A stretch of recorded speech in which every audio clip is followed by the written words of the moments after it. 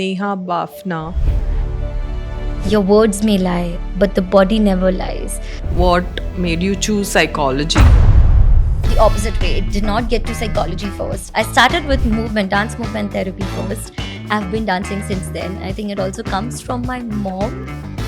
Oh my god, there's so much in the music as well. And there's so much with writing that I could do. I remember taking a standpoint against my father. How binge watching is becoming such a severe issue. How often do we ask that to our own self? We wait for others to ask us. Let's talk about Tara. By the people, for the people. Becoming more stronger, becoming more confident, becoming more better at communication, as simple as that. Using all art forms that we bring slowly on the table. You know the knowledge, you have the knowledge, you've worked on yourself, and now how can I get it to the people in a better form? Wow. And what was next? The next thing for my parents actually was to get me married. Have a space of recreational arts into my life. That's shedding the layers that had inside me the real me. To know that what resonates with you might just resonate with you. That this is my way of understanding my emotions. Because I know that this is my calling now. So can I just get myself to the depth of it?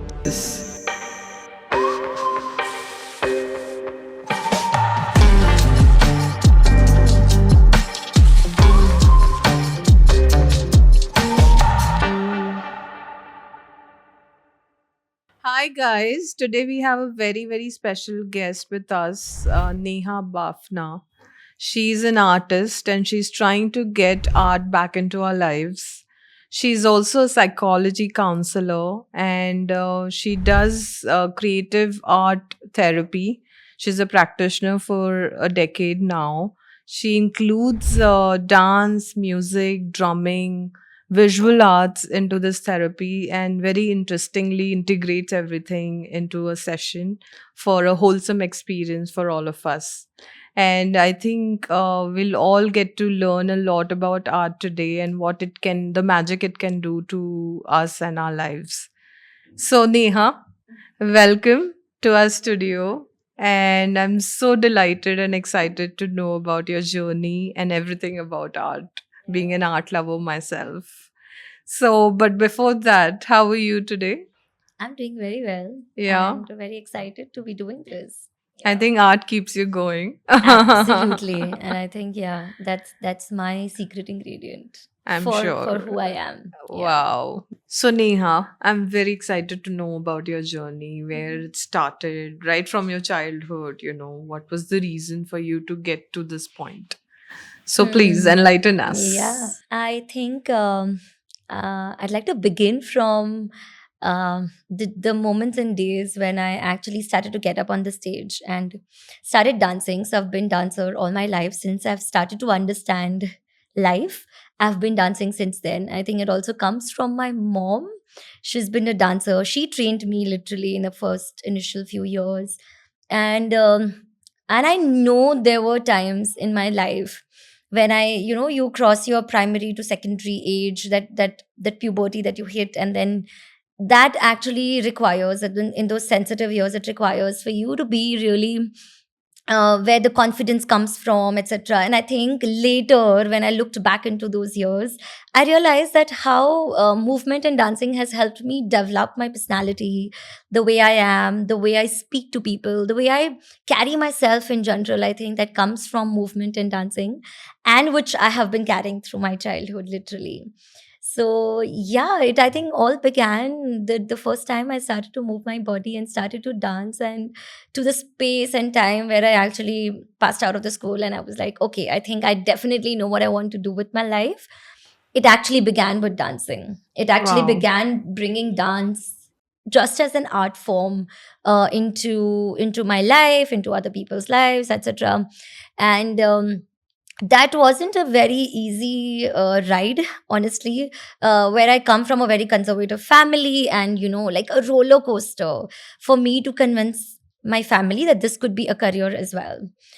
And there, I think, there I actually stood up for myself, knowing that I know that this is what I want. And I remember, right, just yesterday, I was speaking to somebody in the family, and I feel that I wonder how in that age I knew what I want to do. And I remember taking a standpoint against my father. Be like, and my father did not speak to me for almost a year. Yeah. Wow. When I was just what, 16, and he decided to be like, isko to samajh nahi aane wala hai, so let me just do what I can do to not speak to her and go against her. And that actually gave me even more this thing that, okay, the kind of person I am, I'm really very firm with what I want to do, and I would go headstrong to doing that. I did that. And then when I actually started to bloom as a person is when my parents also realized. Of course, my mother was always very supportive, but my dad also realized that, hey, she's doing great with what she loves. That's where her passion lies. That's how I think that became my mainstream, without like with all the support around me, and then moving ahead in all different walks of my life and getting all different art forms into my life, literally to make it a whole new career for myself, with all the resources I had, internal and external resources to support me to get to where I actually began my journey and to get to where I am today. With each and every day, I think there is a lot of support and energy that pushes me to do more. I think that's around me always. And Wow. yeah, that one difficult year got me where I am, I guess. That's Yeah. so amazing. I Yeah. think you came with that clarity as a soul. Yeah. Because very rarely we know what we want to do at Mm. that age, Yeah. especially. So I think you're lucky there. Yeah. But so you started with dancing, like you Yeah. said, and what? So how did you get into your education? Like, Mm. what made you Mm. choose psychology, Mm. for Mm. example? What Mm. was that like? Yeah. And that's also a funny story behind that, because funnily, I did my graduation in something else altogether. So I got into another field which was even more creative, which was into visual arts. And that, but then that made me feel that, oh, that's a really monotonous work that I'm doing. I'm just working with the arts in terms of making artistic things. And I realized I am a person who wants to be all over, everywhere. Bringing my creativity on table is something that gave me more joy. So that's how I actually, from there, I moved to, I did work into that field. I moved to getting myself MBA into the management part of things, so that in case I need it in the future, Like a I know, backup. like a backup, that parents usually talk about, oh, become a CA, become, do your law, and do your, and that's what I was expected to be. They wanted to me to be a lawyer and all of that. And how I actually again be like, okay, can't let my creativity go for a toss when I actually get into something that's so monotonous. So then I did my MBA, and then I realized that how I want to take dancing to another level. And it actually began the opposite way. It did not get to psychology first. I started with movement, dance movement therapy first.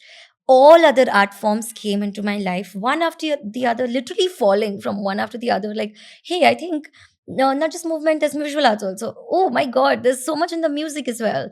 And there's so much with writing that I could do. So then one led to the other, literally, for me. And I was lucky enough for me to have the maturity to know that what is the next best thing that I could do. Hmm. I did those certifications, and then I realized all of this has a psychology background. So I need to know the human psychology first for me to Hmm. apply these therapeutic intentions and purposes that it holds, like the value that art holds. The science of Yes, it. the science of it is very important. So then I think I got to doing my master's, my post graduation into counseling psychology, then my master's in clinical psychology. And then I got a hold of things, that how could I actually combine them together and then know the benefit of it. And of course, it began with me, my self journey, from the kind of person I was, and so many hurdles that I would have because of my own issues with my own self, I guess. So I kept on working on those one by one, and Can those have you been, share some of yeah, those, like yeah. your personal health issues, mental health, or what Yeah, were you yeah, going through that yeah. triggered this? Hmm, hmm. Very interestingly, I think I've spoken to a very few of my people about this, but now I feel even more confident to talk about it, and hence I'm here to also openly talk about how me being underconfident, so weak and meek as a person, not okay with communicating with anyone and everyone in a public forum or a space where there are like hundreds of people and I need to go up on the deck and speak about any topic, something that would actually put me down. And I use that to get better. So, and I'm on the other side now, and I wonder sometimes how I would always be like, oh wow, how that person is talking so confidently up on the stage. I didn't even think or imagine that I want to get up there ever. But in my self journey of becoming more stronger, becoming more confident, becoming more better at communication, as simple as that, that were the things that I think were my hurdles in actually connecting with people in a social setup. May that be like just a classroom of 20 people. In my Hmm. first post graduation course of psychology counseling, there were just 20, 22 people, and just getting up, getting like just raising your hand and speaking there was my issue. And I was so hesitant to even speak my point of view when you're studying psychology. And then I realized I think I need to really work on that. I mean, I never thought I would go up on stage and do my work with people. But yeah, I think it just began there, that can I just get better at communication? Can I just be confident into who I am as a person, into my being? Can I just be okay with the way I am? Okay. And it just began with that.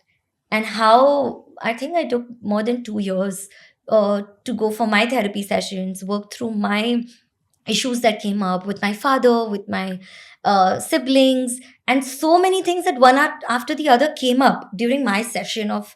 And I just called it, okay, let me give time to myself to work on myself, to get a better, to become a better person, to be able to hold space for other people into the field, right? Once you get into this field of mental health, you need to yourself be capable to hold, at least hold the space. Forget the skills and the techniques that you need to learn, but the basic, my presence, can I actually work on my presence? Because I think that's what was my trigger and my lacking point. So I picked it up from there, and I realized, wow, how arts was doing so much into my life, while talk therapy and arts combined worked wonderful for me to come out of it. It really like was shedding the layers that had inside me, the real me. And when that came up on surface, I started to feel me in real sense. And Wow. that was the moment. I still remember one of the few sessions when I went back home, having my hard time after that session, and breaking down and not speaking to anybody for a few days, and taking that time to let it seep in that this is me, this is who I am. And then confidently saying up, speaking up for yourself, and confidently being there at different occasions. And that kept on happening multiple times, for me to know, wow, I am happy being who I am, rather than over explaining myself so that I'm not judged, etc. And a lot of other things that I had, yeah, in my head already. Yeah. Wow, that's such Yeah. a beautiful state to be. And Yeah. how old were you when you Yeah. felt like Hmm. healed and Hmm. confident Hmm. Hmm. back into your core? Yeah. So I think I was 24, 25. Yeah. That's when this journey of the self work began. And Okay. yeah. Hmm. Wow. And what Hmm. was next? Hmm. The next thing for my parents actually was to get me married. But yeah, As of all course, Indian parents of would. course, I had some other Such plans a though. no-brainer. Yeah, yeah. So So, yeah, yeah. but I had other plans, and I wanted to take my learning journey to the next level. So I gave myself the 3 years for self work, at the same time studying more, knowing the science in most effective ways I can, learning from the best of the teachers. If that had me to travel to Bangalore, travel to Mumbai, and I did a lot of that. I went to Delhi, studied from various teachers, and because I know that this is my calling now. So can I just get myself to the depth of it? Mm. Yeah. And I decided to give myself that time, and I think I still keep learning. I still keep doing Yeah, that. it's a Yeah, that's, process. yeah, Yeah. it's an ever going process that does not Yeah. stop for me. And I think the interest that it developed, the curiosity with which I learned a lot of things, helped me get to the bottom of it. right? Once Hmm. you know the depth of certain topics, you know then that, hey, it has worked. You know the knowledge, you have the knowledge, you've worked on yourself, and now how can I get it to the people in a better form so that they get Hmm. the best out of it? You know what I mean, Yeah, like yeah, how yeah. it's I coming. get it. Yeah, so bringing the best version of myself on table, where may that be a group sessions, may that be one-on-one therapy counseling sessions, but bringing the best on the table became my next goal, that how can I bring the best version of myself out there and Wow. give back more than what I received. Honestly, That's that's my amazing. thing. Yeah. So that's amazing, Neha. I am also very curious to know that at this point, what's your process of healing? Let's say, I Mm, am going through a mental health issue, let's say anxiety, and I come mm, to you. What mm, are the steps that you recommend, and how mm, does the process go? mm. Wow, interesting. So, like we all human beings are so subjective in nature, right? Yeah. But yeah, the two things that I actually keep in mind is, after doing this whole study of somatic CBT, I realized that how certain I'm things could sorry, be. but can you explain that to the audience Of because course, it's a of very course, technical term, yeah, but what yeah. does it mean? Somatic CBT, where somatic is the bodily sensations and awareness we work with, and CBT is a structured form of working where cognitive behavioral therapy techniques and tools that we use combining with the bodily somatic work that is done through sensations. Yeah. So once when I started to study that, I realized how sometimes the top to bottom approach works and sometimes the bottom to top approach works. Hmm. So I think particularly for anxiety, I've seen that a lot of people do not resonate with the questions like, what is the reason? Where is it coming from? If you get into the thought level process, does not really resonate or come out, or they're like, oh, I don't know what is it and where is it coming Yeah. from? Yeah. So how about then bringing the somatic and the vibrations and sensations of the body, using that to the core of the issue, Hmm. where is it coming from then? So I think these are the two approaches where I understand the client first, where is it coming from, what is the approach that will work best for this particular client, and then accordingly giving out processes. So if a person is more uh, wants to work on the process of the work that's happening, then we get to, okay, maybe going to the understanding of rawness of, if I speak about anxiety, where do you feel in the body, how do you Hmm. respond to that, the next time you feel it, what are there any sensations, with that sensations, how do we navigate those thoughts and energies and emotions that are felt in those moments? So we Hmm. discuss and navigate and understand during the sessions. We do a lot of trial and error with each client to know that what resonates with you might just resonate with you, that this is my way of understanding my emotions or my triggers in those moments, and how can I get the best out of myself in those moments. Yeah, so give the clients the experience of variety of things during the session. May that be using some prop and we move, and just notice, is the breath changing, is the heartbeat racing, is it that you're feeling more calmer when you're expressing yourself, is there something that's coming up while you're talking about it? So there's a lot of processing work that happens using all art forms that we bring slowly on the table, and very gently. It's a very subtle work that happens especially in a one-on-one setup, Hmm. because sometimes it can be really overwhelming to notice that there are so many triggers and stuff coming up, Yeah. and I don't know what to do about it. Then that's when my like a therapist role comes, where you hold that space and create safety for the client and know that, hey, it's okay to feel these emotions while it's triggering a lot of other parts of you, and then can we move from one to the other and process that to let it out of our system first, Hmm. and then see what are we left with, Hmm. and then see, are these still triggers coming from your own thoughts, is it coming from your past traumas, is it somewhere stuck into your body? That's where the whole next few sessions moves in the direction based on where the client is coming from. I hope that Wow. That answers what. sounds very interesting, in Yeah, fact. I mean, and it's yeah. a new concept Hmm. relatively because Hmm. we've heard about therapies, like medication is so prevalent, but I'm sure it doesn't work as good as the alternate Hmm. therapies. So I believe it starts with a conversation. Then you understand what I'm going through, let's say, and then you design a therapy session depending on Hmm. my pain Hmm. points. Is that Hmm. how it works? So yeah, I like the word design, but what happens is sometimes there's a lot of a person-centered approach is what I use a lot, like a client-centered approach, where there's a lot that you also go through and come back to the session, right? So we do know what is it that I want to touch upon through the session. There's a baseline, like a rough plan ready. But at the same time, if there's something else that the client brings up that must have happened from the last session to the next session that we are into, then we first address beginning from where the client is coming from and then taking it to the next level of what our goals are through the therapy sessions, right? Okay. We decide like what are our therapeutic goals.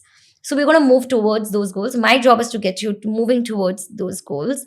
However, there's a lot that's happening in the day as well, through the day as well. We know the bigger picture is to get to the goal.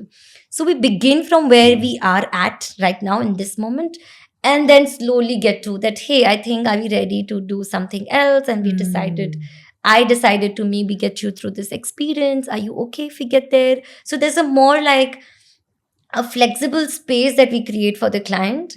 At the same time, I encourage the client to push a little beyond where they are, and then allowing them to experience that confidence that, hey, I think I can get there and I can face my emotions now. And then so it's like a very gradual process. It's not like a one fixed solution that works for everybody. So it's a very gradual process to just know, engaging what the body language says, how the client is, what are the other things that the client is bringing to the table, are there more elements, and how are we actually bringing all together and creating a safe space for the client to express fully in each session then. Right. Yeah. Interesting. So, I mean, could you also tell us the details of a session? Like, what all elements would you include? Of course, one is visual arts, but Yeah. how do you, curate a session for a client, and what all do you use? So there are two things that I do honestly on my day-to-day basis. One is one-on-one counseling therapy session, which is more like a flexible space where I don't always have a set plan. But I do know that I definitely next session, because in the previous session I do mention that, hey, I think the client is ready to move on to the next thing, and next session I'm going to work on maybe boundary setting. One of the elements and exercises that we'll get to. I just write that. And then we see in that session how the feel and the presence of the client also is. Where is the client at? Is it like a ready space to get to boundary setting or not? And the other part of my sessions that I do is a group therapeutic space where there is like a fixed baseline and a plan ready, where if you're working with the group of people on a regular basis, we know that we are going to be together for 6 to 8 sessions, suppose, and this therapeutic space is created for a particular topic. Suppose anxiety is one of the topics that we are working for, an overall generalized anxiety that we are talking about here. Then we have a fixed set plan that, okay, I think this session would have 4 things maybe we'll be doing around anxiety. Maybe we'll do some psychoeducation also there. At the same time, we'll do some processing work through one activity, and then there's a closure. So group sessions in a therapeutic setup, usually for my sessions, usually there's an opening that we do, like an opening for them to get to the set and the feel of the session. Then we do a bit of warm up to dive into the main exercise that we get to. And then after the main exercise, we do a closure to what we did in terms of verbalization, sharing, and expressions of emotions. If anybody has any residue of anything that we've gone through, and then we do a closing practice as a regular practice. So opening and closing remains the same for such sessions, and then the middle part keeps changing. Got it. For each topic and exercise and objective that we begin with. May that be corporate, may that be women's group, may that be a particular topic-based group that is anxiety or anything. So it's different for each this thing. But that's a structure that I usually follow. Follow Like a setup. framework. Yeah. So, but then every modality you use, let's say dance or music, like, is it correlated to a particular pain point?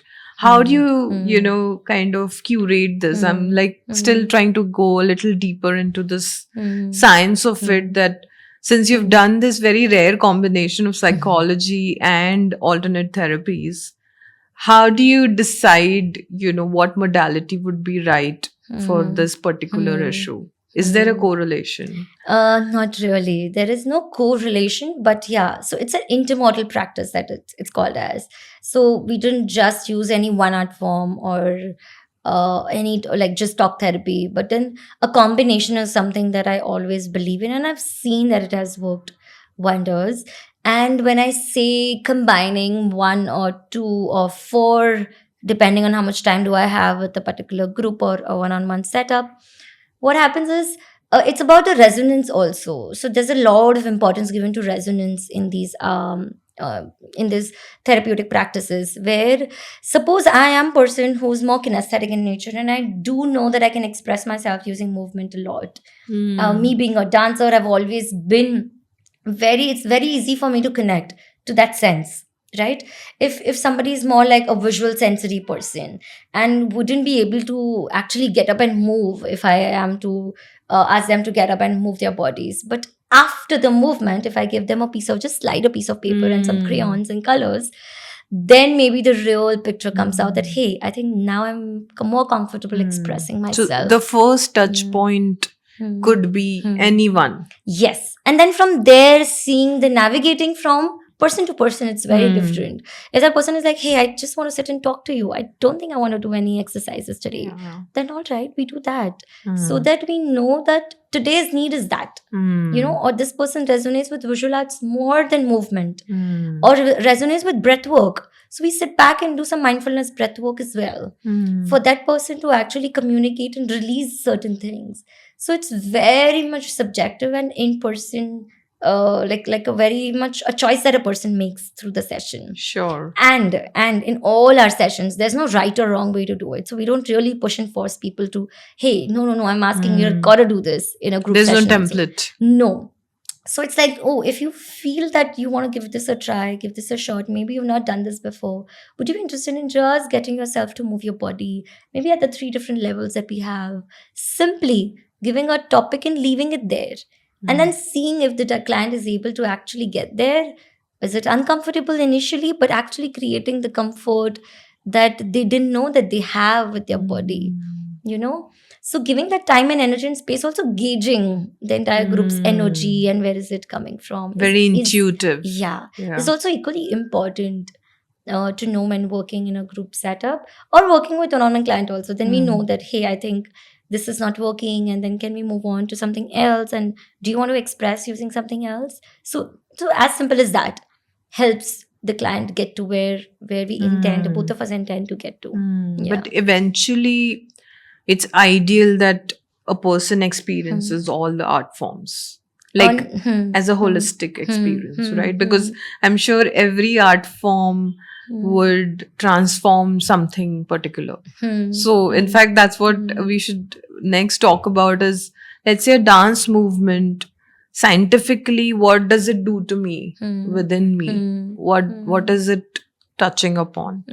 And similarly, music. So can we go through all the modalities and talk about what is So I'm not sure that if the first question I think that you asked was if all art forms must be experienced by each one. No, it depends on where that person is coming from. If I may technically talk about it, it depends on your resonance. Is it like a past, like really intense trauma that's stored into the body? Then we do the body work. Or is it just an anxiety that's there based on what's the age group that we are catering, what the kind of person, gender, where that person is coming from, based on that? Then specifically we need to work with those modalities. Okay. So resonance plays a major role here. And if I were to talk about movement or music in particular, what are the points that it actually touches? I'd like to speak about movement more than anything else, I guess, is because I feel that in dance movement therapy, it says that, your body never lies. Yeah. Your words may lie, but the body never lies. So I really feel that sometimes the person is saying, I don't resonate with movement, or I don't resonate with visual arts, but I know that maybe a person is coming from a deep-rooted trauma. Then we know that somewhere down the line, we carry that trauma through our bodies. We actually hold it inside our bodies. There's a blockage. So sometimes there's a lot of blockage with the kind of person talks or uses the body language while speaking, feels that, hey, I'm very confident, but then will always have the body language that does not show that the person is confident, you know? So what are the blockages that are sometimes present into the body, Hmm. which may not consciously be aware of it, but through the body work, I know that opens up a lot of things. It opens up the unsaid, unknown parts, like really parts from your subconscious mind that comes on surface through movement. And sometimes it's just stretching, and we're just maybe tapping, literally Hmm. just doing that. And they realize, hey, I've not touched my body this way before. And what are we doing when you're touching our body this way before? Maybe giving it the attention and the energy that it requires for you to build that connection with the body first, then get deeper to the emotions level and the breath work, etc. So I think a lot of things begin with the bodily sensation and the body awareness that we call it. That actually, so when I work with children also, I've seen that kids are so open and going haphazard all over the place. But at the same time, if I really want to calm them down, I can't tell them, hey, sit down and let's sit quietly. They can't do that. Yeah. We do a lot of haphazard movement with the Mm. body, we do a lot of touch and tapping. And then when I tell them that they're tired and can we sit down Yeah. now? That's where there's a lot of, so how different group resonates with movement differently. Hmm. My intention also changes with each group, right? I'm sure. I know that there's a person who's come up with a lot of traumatic incidences, or it could be grief in simple terms. And there is that, hey, I think I've spoken about the grief a lot, and there's a lot of the crying that has happened. A lot of things have gone into it. But at the same time, I don't sometimes feel great in my body. I'm not able to sleep sometimes. Hmm. Or I'm not able to, there are no thoughts, but I'm not able to. Then what is it then? Yeah. So then the questions like, hey, is there any aches or pains in the body anywhere?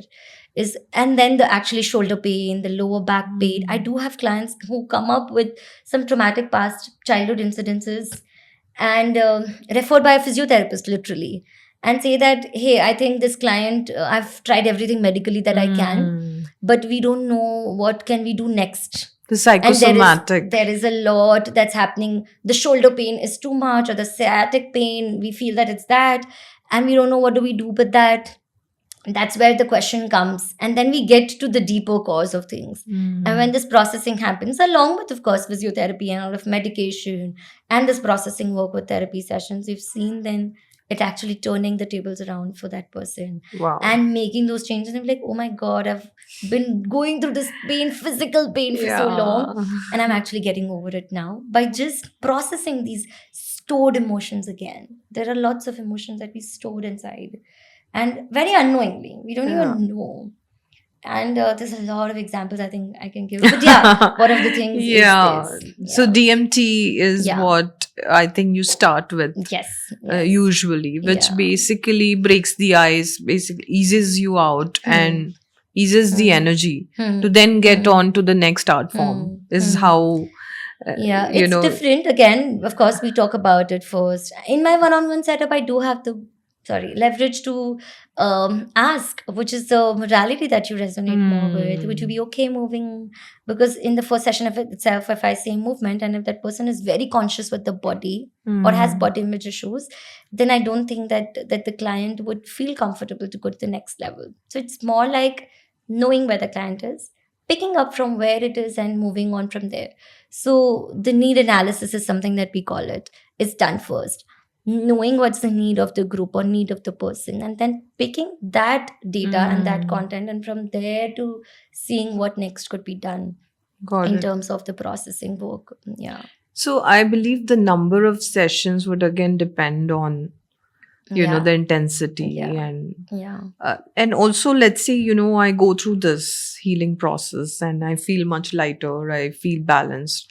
But what is the recommended in my daily lifestyle then to maintain that state? Hmm. Because I think that's again very challenging. Yeah. You know, a lot Yeah. of people go take therapies, but Hmm. again back to square one, Yeah. right? Because Yeah. we are all living this mundane lifestyle Hmm. with this environment. And so, how does that Yeah. go, you know, once I'm Hmm. back to my usual Yeah, life? absolutely. I think that's the right question, and I think people also must know what therapy does and what therapy does not do, right? So in my first session itself, when a client comes, I usually mention the structure with which I follow through, which has one element, that how each therapist works differently, right?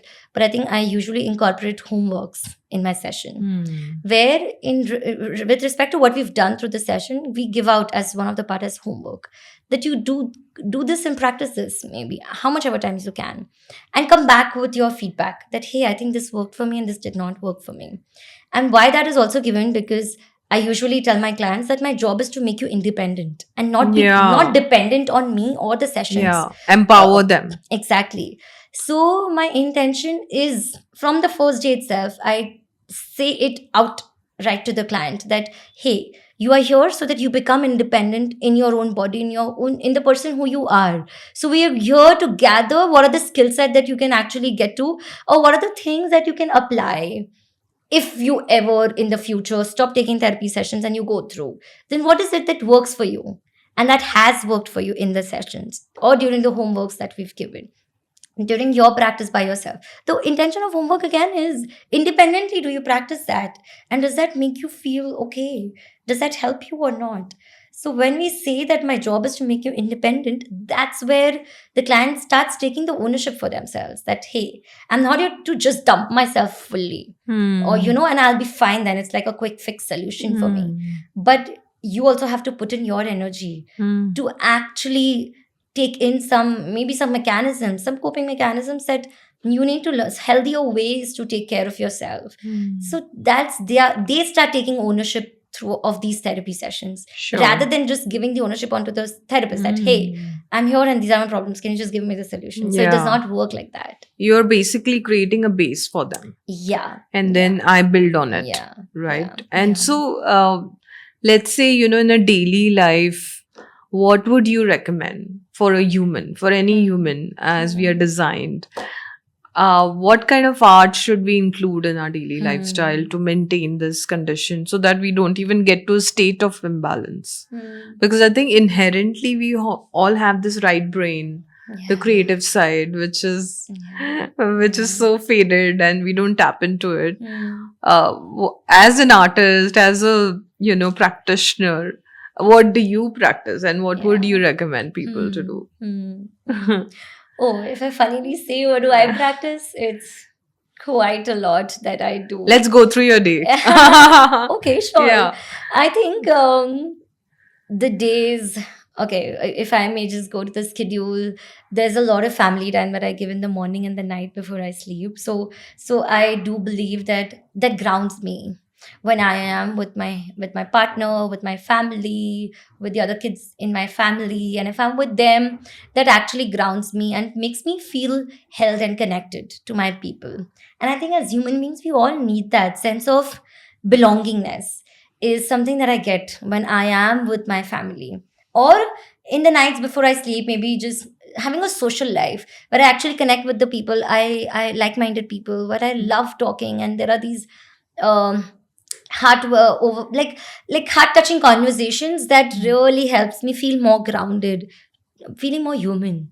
Yeah. Yeah, that really helps me stay true to my own emotions and feelings in the moment.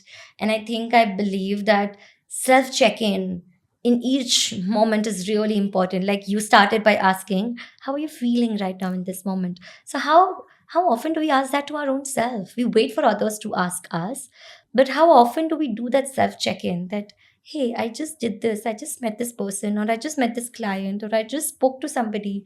How do I feel now? Was that a good conversation? Did that bring up something else for me? Do I need to work on something? So just that quick check-in has always worked for me Mm. during the day when I'm at work. And secondly, I think I tell a lot of corporate sessions also where I go and take, where I believe that taking enough breaks is very important. Knowing what's your threshold, what's your capacity, or what's your bracket, that this is it. Beyond this, I'm just dragging myself, then neither that's helping in your work nor that's helping in your own mental health, right? So taking those enough breaks, and breaks can be different for each one. So what I do also in between my two sessions, I make it a point that I get up, because I'm a very kinesthetic person. I get up, maybe stretch a little, move my body a little bit, or maybe sip in some coffee and go out, breathe some fresh air, and then come back to my therapy room. Like So I a think, recharge. yeah, that recharge is something that I often suggest a lot of people. That has been very helpful. And may that be, oh, I go to corporate, like I go to teachers training sessions in schools and colleges. I say the same thing for them also. That the kids also do require that recharging, like a kinesthetic break, I call it, Yeah. in those sessions. That how can you actually, after every 25 to 30 minutes, are anywhere attention spans are going down nowadays, Oh, yeah. Big right? time. So how about actually knowing what's my attention span or what's my capacity, and then Hmm. working around with that? So can we take some kinesthetic breaks or some breath work and breaks through that? That's also kinesthetic. Your breath is moving, your chest is Yeah. moving, Pretty your much. there's a lot that's changing when you change your breath. Your breath is dancing within. Exactly. There's a lot that's happening. So I think enough breaks and finding your ways to ground yourself is something that I would suggest. That has been helping me get better. And if still overwhelming days and emotions, I do go through that as well, being a human. Uh, then there comes a lot of other parts there where I would actually get to, of course I have my own scheduled therapy sessions for myself because I go through so much. So I go for therapy, and there are these scheduled days and time slots where I go for my supervision and therapy sessions. So that has been very helpful for me to let loose, and somebody to show me the mirror of where I can get better, what more can I do differently in my work, in my personal life, in my personal relationships also. Is it affecting my work, affecting my relationships? Something that needs some self sort of introspection. Being into this field, I think, is required for me to get to the root of where am I doing, like, as a complete person, am I being fully present for my partner, for my other relationships? Yeah. So I think I do that work as well, and that has helped me live a balanced life. Otherwise, it can just be very haywire and Yeah. overwhelming. In I short, think we're all seeking for that balance, right? yeah, Every single day. yeah, And yeah. I think what this does is gives you the tools Hmm. to deal with your own emotional ups and downs. Hmm. And these are very simple tools that we all can use. Yeah. And it feels so liberated and empowered, right? That you don't need an external entity or a person to depend on. I think that independent feeling is very Yeah. liberating. Yeah. So Yeah. that's beautiful. But let's say, we have 24 hours in a day, and like I personally, I thrive on music, and it's in fact, I need to listen to music at least 4 hours a day to feel Yeah, I've heard fulfilled. that. So I'm just like, is there any standard, or rather a recommendation for any human to kind of have these must-haves in a day? Like, recreational activities. Is there anything that you would prescribe or suggest even Yeah. for any human across the world? Yeah.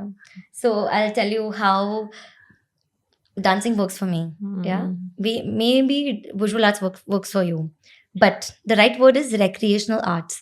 Can we just bring in recreational arts into our life on a daily basis? May that be going out and moving your body, like you going out to play badminton every day? Or are you actually going for some dance classes every day? Or just group classes where you're just going, interacting, moving your body, going for yoga, stretches, meditations?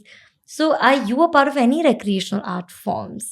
Then fine, of course, what works for me may not work for everybody, right? So for me personally, if you ask me, what do I do to release my stress or release or have a space of recreational arts into my life? That's Kathak for me.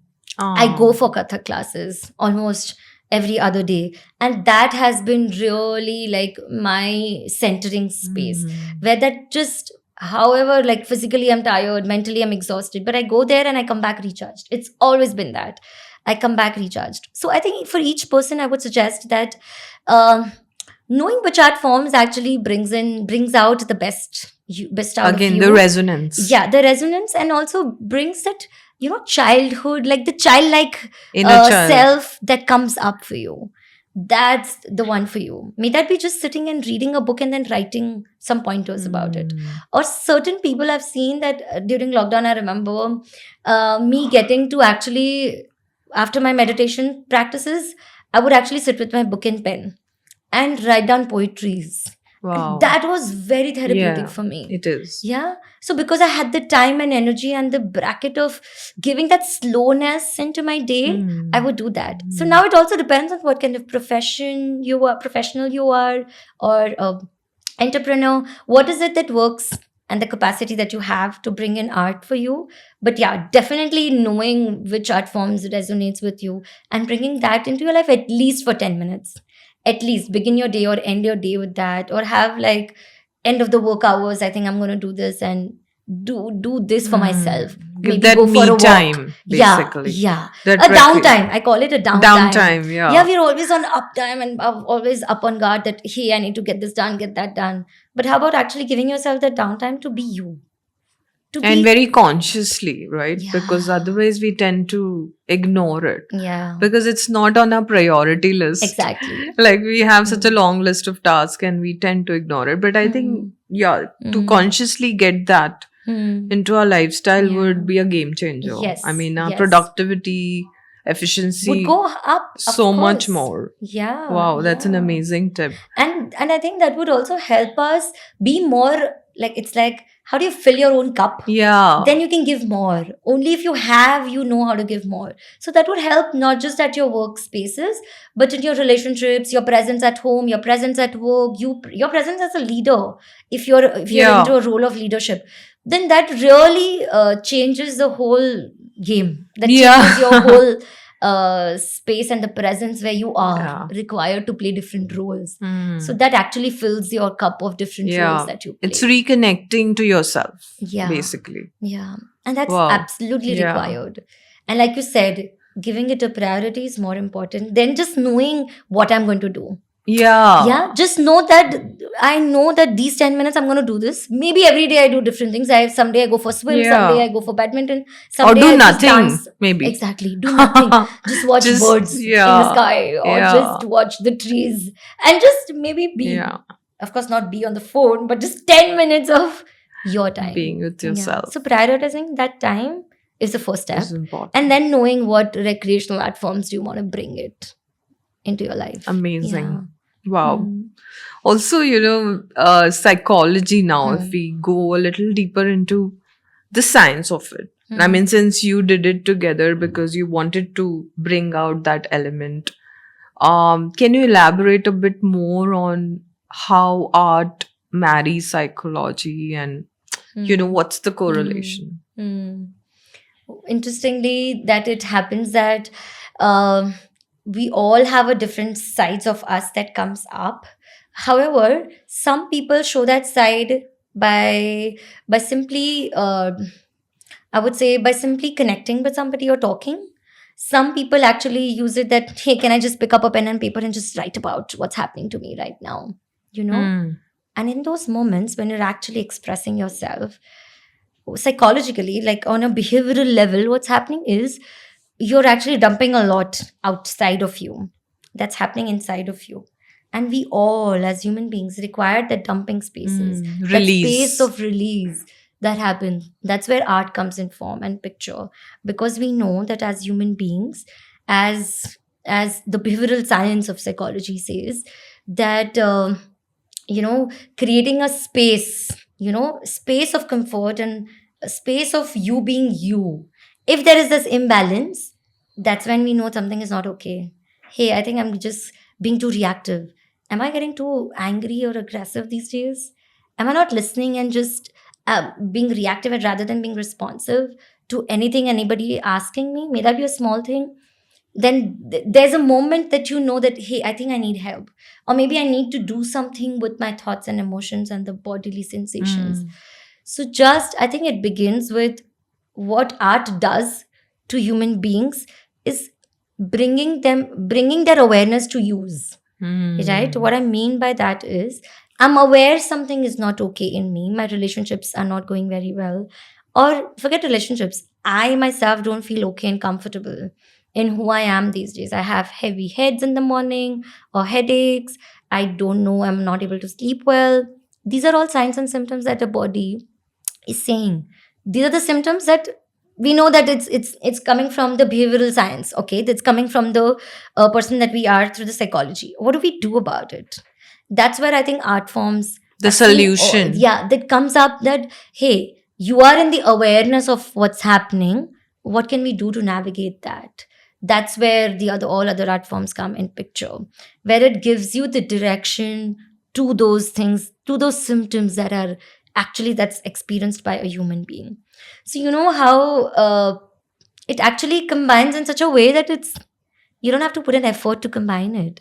It's an easiest way to actually let yourself It's out. very natural to Yes, us. that's why I feel that art is very easy for people to connect with because Mm. it comes very naturally. Imagine Mm. in your childhood, everybody has moved their body, everybody has used colors and art forms, everybody has played like role playing or something, acting and or drama, therapeutic. So these are all therapeutic and it's in their own way because we've experienced it in our childhood.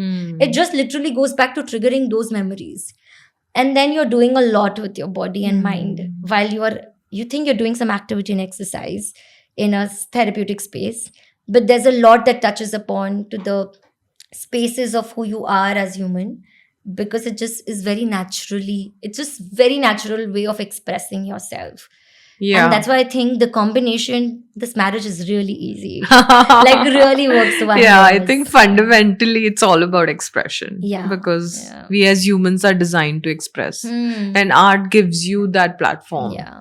to Yeah. express, which is Yeah. also a release, Hmm. and then you Hmm. feel lighter. Hmm. It's Yeah. pretty Yeah. simple, actually. Exactly. It's just Exactly. complicating it. Yeah, well, because people think that, hey, I think there's a major cause to what's happening to me, and I don't know. Of course, a therapist's job is to connect those dots and to make it easy Yeah, and to bring different ways of modalities for them to express themselves. just Maybe they revive don't know it. it. Yeah. Yeah, Yeah. it's all It's like, there. it's like rephrasing a sentence. How do Hmm. we rephrase it? Hmm. It's literally that we are rephrasing it, and it just getting it accessible and easy for them to express themselves then. Yeah. Wow, Hmm. amazing. Hmm. So let's talk about Tara. I Yeah. think that's your beautiful sacred space that you've Hmm. created. So Yeah. please Yeah. educate us as to what is the vision for Tara, and yeah, Hmm. what's Hmm. next? Hmm. So I think Tara very creatively began with this whole idea of so we have a space where we've written that we want to touch 1 million lives. That's the vision that Tara holds. Amen to that. Yeah. And touch 1 million lives. Why? How? So I am bringing everything that I've learned under one roof. So bringing holistic wellness and through creative arts therapy and creative art forms, not using the word therapy because we do have different sections at our center space. Because some people would say that, hey, I think I know that arts is working for me, but can I learn the arts? So there's a skill based art forms, there is also therapeutic spaces, and there is a therapy space. So we've divided everything under three for people to touch and know themselves. So look at themselves with renewed lenses, literally. Mm. And how are we providing this safe space for them through Tara is what our intention is. And when I say touch 1 million lives, very nicely we tell people that I don't tell people that, hey, I think I don't own this space. I'm just a person who's taking care of it and who's actually running the space, because it's actually, Facilitating it. yeah, facilitating it, because I don't want to call it mine. Then it loses the essence of actually we're touching 1 million lives by the people for the people. The place is built like that. It's built by the people and it's actually for the people who wants to come and experience it. That's So beautiful. I think I really want to stick to the intent and the core of which Tara believes in. That can we make all creative art forms accessible to people. So we do hold free sessions also in the month, where they are community based sessions where you just come, people who cannot really afford and still want to be a part of such community and such art forms and want to experience the magic of it. Then hey, there's a space for that too. Wow. So Tara wants to touch upon a lot of different kinds of people, through building the right kind of people, building a sense of community there, and then reaching out to various age groups, various backgrounds where people come and actually very selflessly give more than Wow. just receive. And I think receiving happens very naturally. Mm. So receiving will happen, but can we begin by giving? And I Mm. tell everybody coming at Tara, if you are going to be a part of the team, then our intent is to selflessly give first.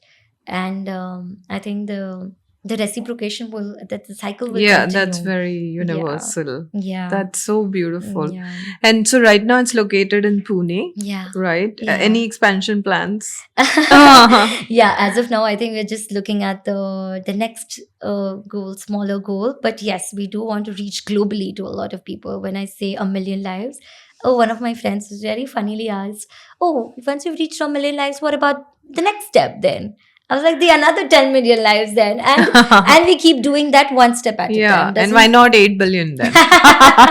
of course, the next thing would be that, and the next thing would be that. But yeah, we're taking our baby step towards reaching billions and millions of lives, Well, by more power creating. to you guys. I think it's the Yeah. need of the hour and Mm. it's amazing work. We would Hmm. love to contribute in Yeah. whatever way we can. Thank Yeah, I you. think it's a collective effort. Yeah. So Yeah.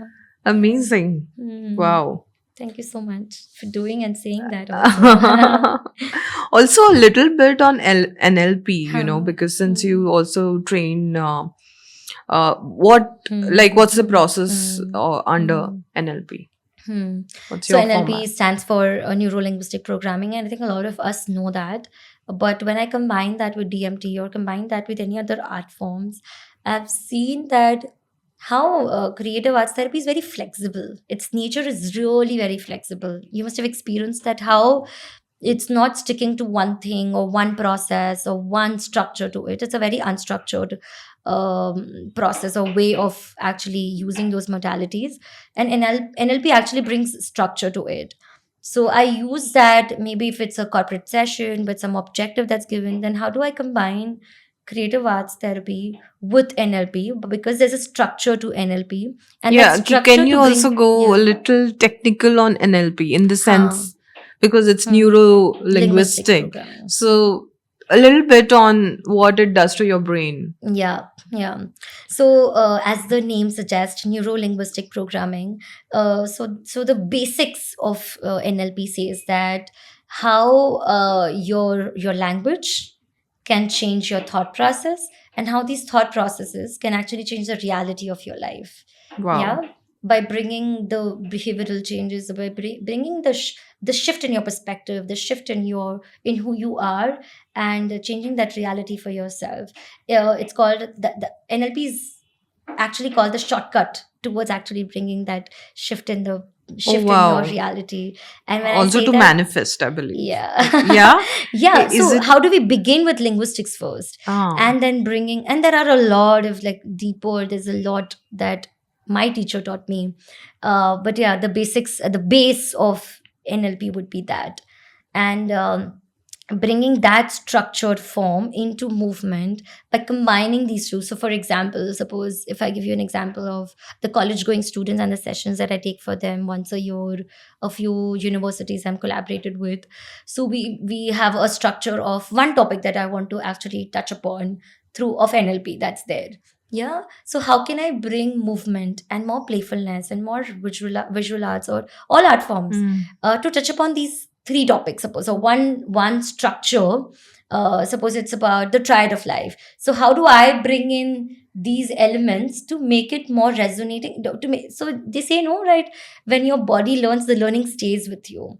So we don't Hmm. talk about these concepts of NLP. That's important at this age and time that you are at. You're about to just graduate and go out to your work, or become a professional, or have your own startup, or work with somebody, apply for jobs. What is it that you need? We know that these are the topics that I think I want to touch upon. But how about bringing it into kinesthetic way of teaching that same topic? So Okay, I so you don't. combine words with movement? Yes, yes. Okay. So I combine that, and then in the end, we draw the points that, hey, did we actually learn these things? And when I say I'm again becoming a facilitator here, I'm not telling that I think this absolutely works and you need to apply this into your life. There's But no what we're set doing, formula. yeah. But what you're doing is doing some activities around that, bringing it into the experience of it, and then asking them, hey, were you able to experience something else here? Were you able to Hmm. think differently? Were you actually thinking about this, or was it easy, uncomfortable, comfortable? What came up for you while you did this? Hmm. And then we draw the whole point of what we were trying to portray here, and which is a concept from neuro-linguistic programming. And then there is whole picture for them, and how now it will stay with them for the longest of the time, because the learning is inside the body now. They've Hmm. actually not sat and heard somebody speak about Oh, it, it's but they got up experience. and moved and experienced certain things for It goes certain in your topics. cell memory. Exactly. Wow. And that's how the learning stays with you for the longest of the time. So I think I bring more kinesthetic learning to wherever I go. That's Yeah, beautiful. and that's how I combine NLP with DMT. In my teachers training program as well, in my corporate sessions, in my sessions with college going students, Hmm. depending on what we are catering, what their objective is, and then of Hmm. course the details are Hmm. depending on what's the objective that the corporate is coming up with, or etc. Yeah. Nice. Hmm. Amazing. Hmm. Also, is there a study done around this? Like, is there any case study or Hmm. papers Hmm. available Hmm. on art therapy, Hmm. which, like for a Hmm. human, we Hmm. always seek for evidence. Yeah. So, Yeah. are there any studies There's that a you would, lot. Yes, there's a lot for what comes on all. top of your mind right now? Mm, I think there's a lot. So I did a research study myself, and for a project that I was doing for how. So during that study, I read a lot of other papers about binge watching being one of the core topic right now. This Hmm. was done 2 years ago when I actually got myself to study and go deeper into the study of how mental health is affected by binge watching, and the other elements of loneliness, rejection sensitivity as one of the elements of the study, and how arts can do wonders for children or for adults at this, who are actually getting into the loop of binge watching and the habits. It's becoming a part of addiction. It And is. yeah, yeah. And how engaging yourself with these different art forms can actually bring about a better, effective mental health conditions, that Hmm. people are seeing the changes here. So I think during that time I read a lot of new papers to support my study also, and I was stunned by the two sides of the paper, of course. One is how binge watching is becoming such a severe issue, and how it's important for us to bring these art forms. It became even more affirming for me to know that, hey, we need to do this for a lot more people, because I know this is helping. I know this will work. And these research papers talks about it, that Hmm. how art forms into the lives of people can actually get their productivity level up, and and how their productivity level is going down by attention span is reducing through the binge watching. So I think that gave me these two sides, where I understood how I am more responsible to do more of what I'm doing, and bringing the power of it to people, so that they know that replacing binge watching with art forms or recreational arts would actually help them get better in lots of ways, then actually the effects that it holds now, the binge watching and its side effects that it has, Oh, ill I'm effects. sure it would. Yeah, so these are the research papers I Hmm. think that comes to my mind, and a lot that I on a regular basis I read for my particular clients. While working with various clients, we need to go back and read up a little more about how, suppose for example, PTSD, and how for post traumatic stress disorder, or the symptoms that shows up in PTSD, and how I need to bring in more breath work and mindfulness into the lives of, for this processing work that needs to be done for the emotion that are stored inside of you.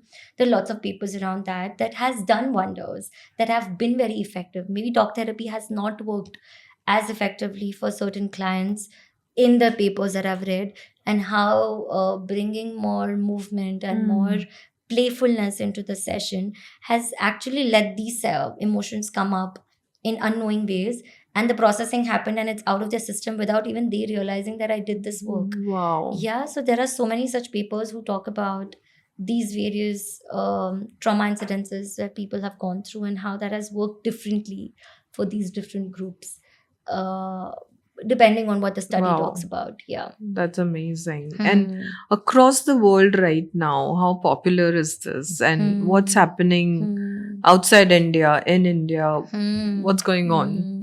I love talking about this to people because I think now, post lockdown, people are now opening up to the concept of, oh, dance movement can be a therapeutic space. Oh, visual arts can be therapeutic in its own ways. Yeah, so I think it's really popular in Western culture, and it's been there since now years together. But it's taking some time, I think, in our country to be aware and to be open to this and considering this more than a hobby, because people think Oh, that yeah. it's more like a hobby and I'll be fine, and I don't need to go to a therapist to experience art and its therapeutic benefits. I don't need to go to anybody else. So it's beyond hobby. It's something that awareness is coming up now into the minds of people, though we still struggle a lot, I guess, by making people understand that how it is research based, it's effective, it has more research backed modality, and it takes we take our own time to actually express it to people and make them aware that this is effective, this is beyond just a hobby. And I think that's a lot of people into the community of dance movement therapy are doing this, and I honor the work that people are doing in our country to get the benefit of arts to more and more people, because I think what Tara and me we're doing is just limited to where we are, and of course we'll aim to be where we want to be, but let's also acknowledge the other people into the community of other therapists into the community of art forms are really putting themselves out there and doing so much work to spread this awareness. And I think that in turn is also helping us Of reach out to more course. people. So It's, this cross reference is, in terms of awareness, is helping so much unknowingly to a lot of people. And I'm glad that the entire community is building up to, it's like making that noise out there that, hey, this is effective. So that's what is happening now in our country. Though it's very easy out there in the Western culture and in the Western countries, very easy to go to a session which requires, oh, I think I need trauma focused therapist, and that would be more kinesthetic work, and I want some somatic therapist. So that's more like people are more open to knowing what I want and going out there and getting the help. Here it's opposite. We need to tell the clients that, hey, this requires somatic work, you need to go to a somatic therapist, you need to go to a dance movement therapist, or you need to go to a person who resonates more with the processing work that needs to be done. So I think we refer the clients to other therapists as well, knowing that this is required for them. So we are actually a lot of time goes in psychoeducating also to the client that yeah. I you think need. there's a need to spread awareness. Yeah, I mean, yeah, that's where yeah, we are right yeah, now, just yeah, educating yeah, about it. yeah. We're doing enough. A lot of people are doing a lot, but that's not enough, I guess. I need to do more for people to keep it very natural way of going to a therapist that way. Yeah, I think Yeah, access is so important. yeah. I mean, today we have very less access to such Hmm. modalities. Hmm. And Hmm.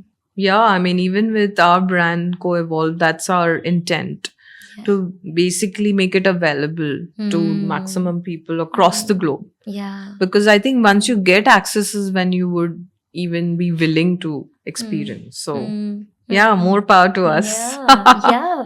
And I think that also brings me to a point where uh, it's even more as a responsibility to make it accessible, because a lot of people on the name of hobby unethically are practicing these Oh, practices, yeah. and how we need to play this role of creating this as an ethical practice, and not if And I do that. If I don't think I'm capable enough to take care of any particular issue of a client, I do refer it to somebody. And that's an ethical practice. If I think I'm not trained into visual art therapist, suppose, and I do know a visual art therapist which would be more helpful for the client, then I refer it to somebody else who's more available and who's more effective in terms of giving that particular therapeutic sessions. Yeah. Then I think making it an ethical practice as who we are the kind of company that we are building is really important, to make more now louder noises, because this is more ethical. Then that would help people to get the right help Yeah, rather I than getting help completely from somebody agree. who's not Yeah. actually helping in the right way. Yeah, because Yeah. your first experience matters, and if you get it from an authentic Yeah. expert, Hmm. then it would kind of follow on, Yeah. right? So, Yeah. it's Yeah. very, very important. Hmm. So, also, Neha, Tara is such an interesting name, and like I immediately resonated with it. Where did it come from? So it does not have just one meaning to it. Um, Very random night when I was studying, I was reading a book on psychology. I was just getting myself to read more. And this whole thing came up that I definitely know that I want. So my guru is Mahatria Ra, and I wanted Ra somewhere in my name. So I just knew that that's there in the back of my mind that I want that. And I just picked up a paper and pen. And I was like, okay, what I do is more therapeutic, it's more recreational, and these are all art forms. And I just actually literally said it that therapeutic and recreational arts, it's an abbreviation of that. Oh, So wow. TARA. And that also has Ra in it that I wanted. My childhood name is also Tara. Oh my And God. I resonated with that name more than Neha. So I kept on telling my parents that can we do this? And after getting married, I also told my husband, can we just change my name to Tara? That would be better. And now I don't need anybody's permission, because a lot of people literally call and say, hey, is it Tara? And that fulfills my whole thing that I You're resonate with Tara as a name. I love that name. wow. So that I is can start there. calling you Tara. Yeah, and I do not stop people. Like, yeah, please call me that, and I would love it.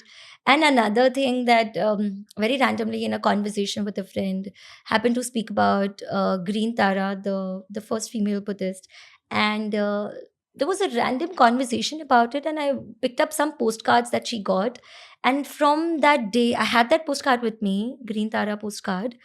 I went back up to search and know more about Green Tara. And when I went deeper to know the qualities and the things and the kind of personality that Green Tara resonates with, and I was like, oh my god, I so much like the goal of my life, the kind of life that I am living, and I wish to work with the kind of people. Everything just is so much resonating with. When I read about it, it just felt like, wow, this is meant for me. So I knew that at the back of my mind, I knew that I want to have something in relation to that. I didn't know Tara directly would come in form like that, but yeah, and because I have such a deeper connect with Green Tara, I also have like a huge frame of Green Tara at our center, because Wow. that's the first thing that was there on my mind, that I want to really have that into my space. So these are the three different reasons why actually Tara came in form. Beautiful. Yeah. That's also a sign that you're living your purpose clearly. Yeah. Totally guided by the Hmm. divine. Yeah. Wow. Hmm. All right then. Are you ready for the rapid fire? I don't think so, but yeah. You're never ready. All right. So, define art in one word. Therapeutic. It is for me. Great. What was your worst moment in life till date? Worst moments. So I think making my parents understand what's my purpose, I think was a hitting down and then getting up from them. All right. The best moment. The best moment, the day actually Tara came in form, was actually living my dream come true. So that Great. How would you define love? love, more giving. Love for me is more giving. Beautiful. Top 5 must haves in life for you. Hmm. Yeah, like you said, music, dancing cannot be is not possible without music. So I think must haves is my family, music, dance. Um, what else? What else? My kind of people who understand the language I speak. Um, and my work. I'm a workaholic person, so I think these are must haves. I cannot do without it. Great. Lastly, top five desires that you want to fulfill in your life. Just five. Top five. Yeah, desires that I want to fulfill. I think, yeah, I want to work each day thriving to become the best version of myself. That's a personal goal that I have. Um, be that best version so that I can give back more to the world and people. And I think I also want to see the kind of difference I can make in people's lives through the work that I'm doing. So I think seeing that transition is more important than just me earning money and getting to touch people's lives. But I want to also see that transition through who I am and the kind of work that I do. And I want to live a balanced life because sometimes being a workaholic, a lot of people around you do say that, hey, you have a lot of you prioritize your work a lot, and you have all the time in the world, even if that is at 11, 12, 1 a.m. You're still so recharged and charged to do that work.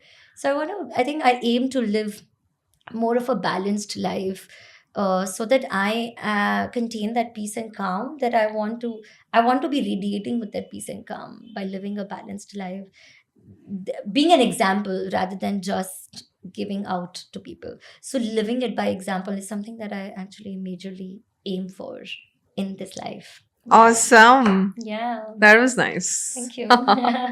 Okay, now coming to, the corporate Hmm, sector. I mean, you do so much work in the corporate domain, and I'm hmm, sure you've seen major changes happening, before and after. So, hmm, firstly, I want to know what's your perspective on the current state hmm, of the corporate environment hmm, and how art would bring out that transformation. hmm, hmm. I think, yeah, I'll begin from the last question because I've seen that how corporates also are very, very stuck to structured kind of Hmm. training programs or having a PPT slide. And I'm against all of that because I don't believe in, uh, uh, I wouldn't say I don't believe in structure, but I don't believe in having just a PPT format for us to talk about any topic. So I think breaking that pattern into corporates is something that I enjoy doing the most because people are taken aback that, hey, we have to, in these formals, we have to just get them and dance. What is it happening? So I think we all also set that tone and stage before we get to doing this, um, by saying that, hey, we're trying to break the pattern here. And while we're actually breaking the pattern, we know that the best can come out of this, and give it a try, give it a shot, see what's at the end of the tunnel when we begin this journey. So usually that's what we begin with, a lot of resistance from people we see, but at the end of the tunnel we've seen that people are just removing their jacket and we're like, hey, we want to just have fun and know that this is interesting, this is new, this is me, this is more childlike kind of a feeling. They feel more released, stress free, they forget how the time passed through the session. We also achieved the goal and the objective that the company actually gave us. They actually worked together. So I've seen that how magically we just have to tell them to push yourself to do this, like open Hmm. your arms and embrace what comes your way through the next few minutes that will be with me, allow me to do this. And then they themselves see the transformation at the end. And it's beautiful to see that side where people are going all out to actually be themselves and be informally formal, like, you know what I mean, that uh being knowing that informally also there's a lot that's happening within the groups, within you as a person first, and then what you give out as a energetically to the people you work with. So that actually brings out, and when people see the real them, not like a masked person, Hmm. because I think in corporates I've seen a lot of masking that goes through, and that puts them into the pedestal where I have to be this way and I Hmm. cannot actually drop down and be myself. But in our sessions we also allow them to be themselves, whatever roles that they're playing in the different setup that they are in, we just let them be. with whatever we are doing, may that be a music therapeutic music circle or dance and drama workshops that we do, or we are doing music with the dancing. So we tell them to just drop those roles and see what feels okay for you in those moments. And then we draw the pointers down at the end of it and we summarize what we were actually doing. That then again becomes a whole like a it gives a whole picture to who they are, gives a holistic approach to the whole point. So rather than just sitting and watching a PPT, I think that's what works the best these Yeah. days.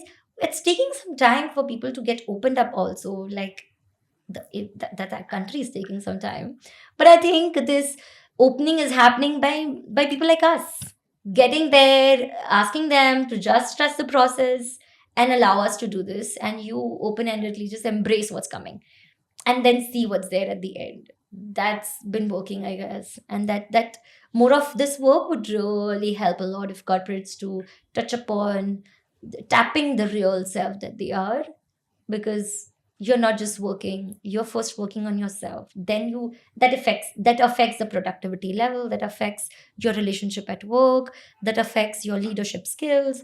There's a lot that's changing when that one thing changes inside of you. I'm Yeah. sure. And what's Mm. the frequency you would recommend a corporate to Hmm. hold these Hmm. sessions? Like, Hmm. what do you say, once in a month, or what's the ideal Hmm. timeline? Hmm. So I think once a month for sure, but it also depends on the kind of people we are catering. What is the number of what are the group size that we are catering? What is the group size of the company that we are catering? What are the intentions and objectives that we are touching upon? But maybe therapeutic group setups once a month for sure. But there are certain companies who also call mental health professionals to be there once a week, where people can come and talk to these as their space to be themselves in the one-on-one setup. So I think that's something that must be there at least once a week. But in a group training or therapeutic purposes, once a month is definitely like something that I would suggest, but in an ongoing process and not just one-off session, because Hmm. one-off session will open up a lot, will give you awareness, will give you certain giveaways and takeaways in those moments. But when we do an ongoing work, it's profound to see that gold comes up. Literally, there's more that people are not just aware, they are applying what they're learning. And that application in the next session comes out that, hey, I think I applied and this worked wonders. What more can we do then? And that process, I think, has been really effective in terms of we as professionals giving what we're doing the best, and they at the receiving end also getting more than just what one session would do. So I'm I think sure. ongoing work is something that I love doing, Hmm. because that does have it's more effective I'm in sure that. every session you can see the Yeah. difference.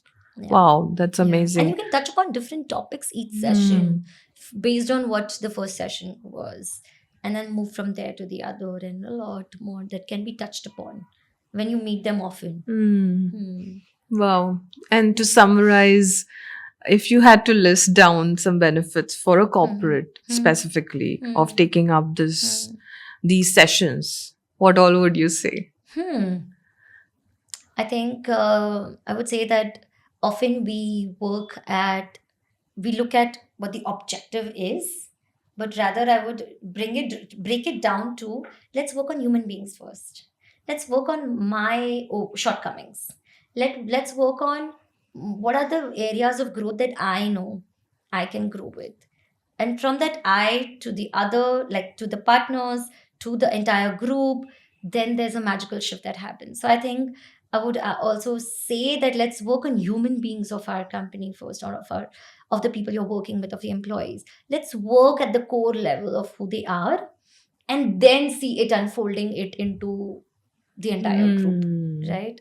So because it's all interconnected, so I would suggest that we work on the core level of the person that they are, and then seeing that unfold differently. Which reflects Yes. in the productivity and the numbers. Yeah, yeah. It Which, reflects on the way you're yeah, enjoying and having fun. You're loving yeah. the work. The culture also changes. I've seen how the space, the cultural environment of that space changes altogether. I would want to feel like going to work then. So then when that one thing is changing, you're changing the way you're interacting with people around you. You're changing your presence. You are more available to help and not just asking always for help. So you're giving and receiving in a more healthier form. And I think I've seen that over time, helping people a lot. So I would say work on the raw level and then see the bigger benefits of it. Yeah. So having Wow. that bigger benefit and the goal, of course, on our minds, but let's begin one step at a time to get to that. To build Yeah. a happiness culture. Yeah, to build a culture which is more wholesome. Yeah. Beautiful. I think the Mm. financial health of a company totally depends on the mental Mental health health. of the team. And it's high Absolutely. time, I think, all the leaders need to realize Yeah. this, because this investment can Mm. exponentially give them Mm. returns, Mm. probably 100x of what they're Yeah. putting in. Yeah. Yeah. Very well said, I guess. Yeah, Yeah. yeah. Mm. Wow, this was amazing, Neha.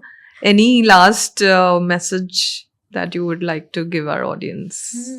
Any last message? I think live to the, like, there is this unknown tapping energy that talks about your purpose of life, and I think touching that also a lot, that gives you more clarity to where you want to go next. So touching upon that who you are and living an aligned life is something that each one must aim for. That's what I have been aiming each day. If I feel disintegrated, let me just integrate and feel more connected to who I am, at and staying more grounded to who I am. That brings out the best of me. Yeah, so I think that's more important, groundingness and staying in touch with your purpose. Yeah. Wow, I love that. Yeah. Amazing. Such a beautiful conversation. Thank you. I loved every bit of it. I hope you enjoyed it. I loved it. I loved interacting and loved how one question led to the other, Yeah. bringing out the best out of this conversation. Thank you. Thank you so Yeah. much for giving us this wisdom. It was very, very enriching. And Thank I'm you. sure the audience would pick up a lot from this. Mm. And I hope that we all bring art back into our lives Yeah. and Yeah. become joyful humans. Thank you.